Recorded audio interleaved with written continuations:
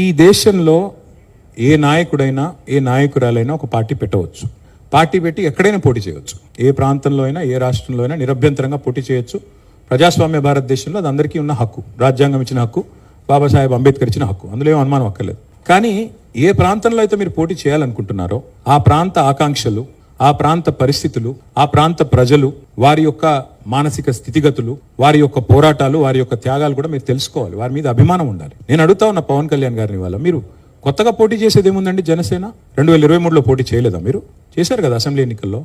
మొన్న మున్సిపల్ ఎన్నికల్లో కూడా పోటీ చేశారు కదా 350 వార్డులో. కొత్తగా చేసేది ఏముంది? అండ్ ఇంకోటి, మిమ్మల్ని ఎవరు ఆపుతున్నారు? 2018లో చంద్రబాబు నాయుడు గారు వచ్చారు, పోటీ చేశారు. 23లో మీరు పోటీ చేశారు. పోటీ చేయండి, ఎవరు వద్దంటున్నారు? కానీ మీరు ఇక్కడికి వచ్చి మాట్లాడేటప్పుడు ఇదేదో ఆషామాషిగా ఏర్పడ్డ రాష్ట్రం కాదు, ఇదేదో అనాయాసంగా వచ్చిన రాష్ట్రం కాదు. వేల మంది బలిదానాలతో, రక్తంతో తడిసిన నేల ఇది తెలంగాణ. కాబట్టి ఇక్కడికి వచ్చినప్పుడు 1-2 సార్లు ఆలోచించుకుని మాట్లాడాలి. నేను ఒక మాట అన్నారు, ఆయన అడ్డుకుంటున్నారు. ఎవరు అడ్డుకుంటున్నారు మిమ్మల్ని? ఏదో ఊహాజనితమైన ఒక ప్రపంచం సృష్టించుకొని ఎవరు అడ్డుకున్నారు మిమ్మల్ని? 2018లో పోటీ చేస్తే అడ్డుకోలేదు, 23లో పోటీ చేస్తే అడ్డుకోలేదు, ప్రజలు అడ్డుకున్నారు. మేమేం చేస్తాం దానికి? ఒకటి మాత్రం పక్కా, పవన్ కళ్యాణ్ గారైనా ఎవరైనా సరే తెలంగాణ ఆవిర్భావ దినోత్సవం రోజు వచ్చి ఇక్కడ మేము సభ పెడతాం. అది కూడా గతంలో నేను తెలంగాణ ఏర్పడ్డప్పుడు నాకు ఆ విభజించిన పద్ధతి నచ్చలేదు. ఒక ఆయన అంటాడు తల్లిని చంపి బిడ్డను బతికించారంటాడు, ఇంకొక ఆయన విభజించిన పద్ధతి నచ్చలేదు అంటాడు. ఇవన్నీ ఏంటంటే హైదరాబాదీ అల్ఫాజ్ మే బోల్నా హైతో గుమా ఫిరాకి బోల్నా బోల్తే ఇసుకో.